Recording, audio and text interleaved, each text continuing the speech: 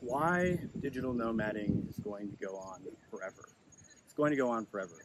It's not going to stop going on. And it's been going on for a long time, since the early 2020s.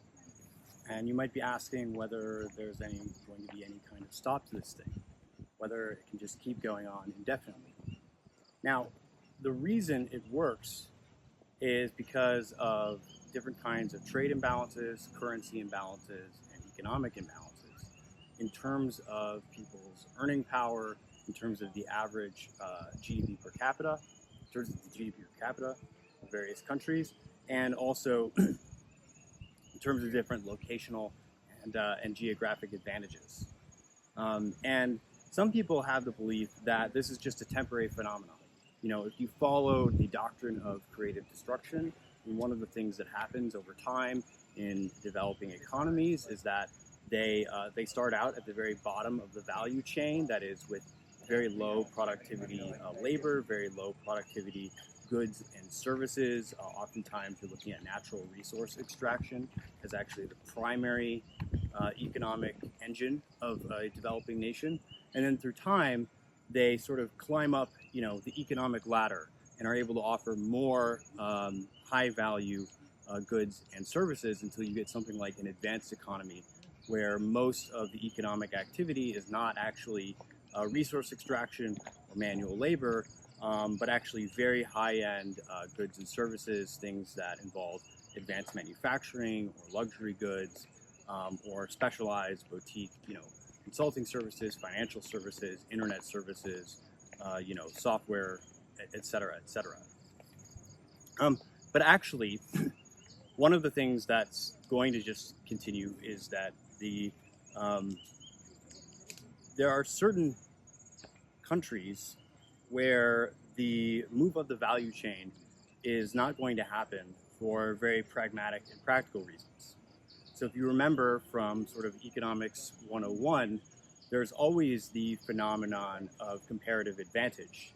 That is, some places are going to be better or more suited at specializing in certain kinds of economic activity over others. And the result of this is that you get good, positive sum trade arrangements, such that the different countries and different regions and different geographies are not in direct competition with one another, because they're more specialized at doing some things than others. And when this plays out over a long period of time, what you start to see is that countries begin to settle on their kind of natural advantage. Now, some places, like if you're the United States or China or Russia, or Brazil, you're a very large, very diverse, very resource-rich country, then you have opportunities to diversify across various kinds of industries, whether that's agriculture or manufacturing. You also have the opportunity to do different kinds of resource extraction and balance that with international trade agreements for things that are most advantageous to you, both economically as well as militarily, and in terms of your own self-defense and independence. But also, these large economies and large countries in physical size have certain economies of scale that smaller countries with fewer land and with less land and fewer resources just don't have the ability to do. And so they can do large-scale manufacturing, large-scale farming, and any kind of industry that benefits from economies of scale is going to be better off in places like these. Another aspect to this is the level of sophistication and overall just human resources available to a given country. That is, how good are their people for certain kinds of industry or labor.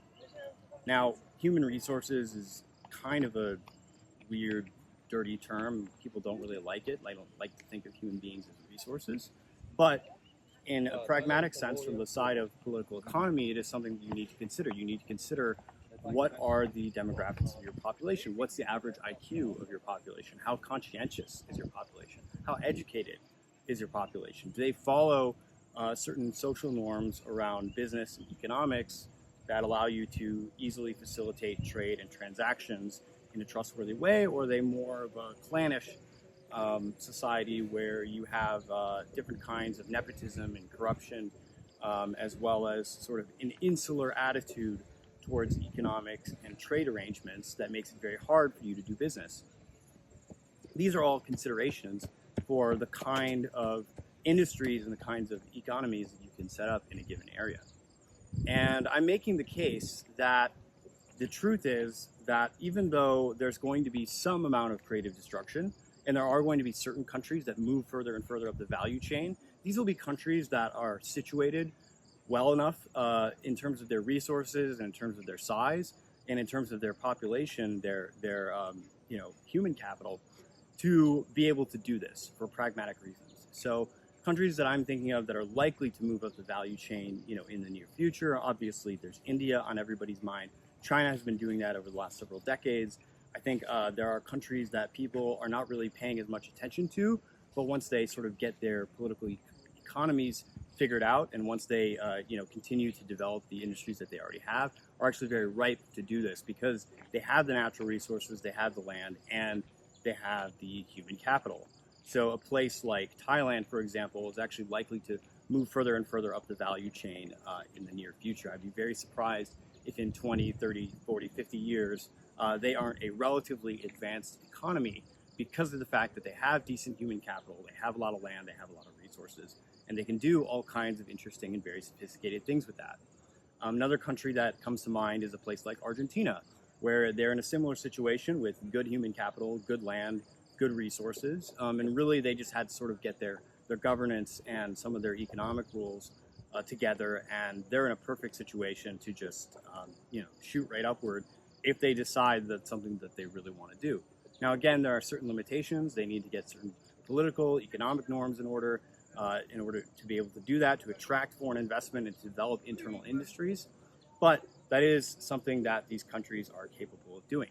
However, there are some countries, and I would say, different aspects of, smaller countries that are geographically or topologically isolated for various reasons, whether they are, an archipelago like something like Indonesia, or a city-state like Singapore, or just a really tiny country, if you think of, Monaco or Malta, or, some of the countries in South and Central America that aren't very large. These places are going to struggle to move up the value chain because they simply don't have the amount of resources and land. Are you okay? Okay. Required in order to take on higher order economic functions. And so what this means, what does all this mean for digital nomads? Well, what this means ultimately is that even though there is going to be some aspect of this creative destruction, if you go to Poland right now, it's not the same Poland that it was 20 years ago. And so if you're planning to digital nomad out in Poland, well, it's still going to be cheaper than Western Europe, but it's actually not going to be, it's going to be a little bit more expensive than it was historically. Now, of course, you always have this little bit of a trade-off between, the cost of a place and the level of development. And so if you want a more developed place, generally that's going to cost more. And if you want, a really, really cheap place, well, you're going to have to deal with some lapses in infrastructure and development. However, this pattern of people from highly industrialized and highly modernized first world economies moving in to places that are lower down on the economic ladder, and going there in order to do geographic arbitrage, or to just vacation, or to hang out, or to work on their businesses, or whatever, this is going to continue indefinitely. Why will this continue indefinitely? Because again, there are certain places that are just not going to, for pragmatic reasons, be able to totally move all the way up the value chain. Now, one thing that you might see is that over time, some of these places that don't have maybe the geographic or resource advantages do end up upscaling their market positioning by becoming, like really luxury goods hubs, places that are, really great for tourism. If you think of some place like Hawaii. Now, the average Hawaiian isn't making a lot of money, but a lot of the money that's coming into Hawaii is coming in because of all the luxury resorts and land for sale and tourism it attracts. And so you can have a tourism-based economy that can be sort of low value or very, very high value. And ideally, you move further and further up that value chain as you go. The point of this, though, is that ultimately there's always going to be places for people to go. There's always going to be this arbitrage, this trade-off. And again, this is due to not only the realities of moving up different economic value chains, but also the competitive advantage aspect of all economics, of all macroeconomics, and even microeconomics, right? You have competitive advantages on an individual level, on a firm level, etc. And so what this means is that different places are going to, people are going to go to them. Maybe the economies, maybe the rules change for visas or taxes or property ownership, or there are, different kinds of, military and geographic disputes, wars, all kinds of things can intervene and kind of change the dynamic and make certain places more off limits or more expensive than they used to be. For example, they institute a lot of regulations. There's a lot of issues with the garbage here in Bali. There's not a good way to dispose of the trash. And so one of the things that they need to be able to figure out is how we're going to get rid of the trash. And it may end up, I would say it's likely the case that they end up pushing the cost of that in some way onto the tourists, because the tourists are the ones actually bringing more trash than the local population would naturally be producing. And so what this means is that when one place gets ruined or becomes more expensive or does manage to move itself up the value chain, a place like China or Thailand, et cetera, where the GDP per capita just keeps going up and then the development goes up, and then eventually it's maybe a little bit cheaper than a more developed place, but comparably it's not that much greater, and people want to go somewhere even to get an even better deal.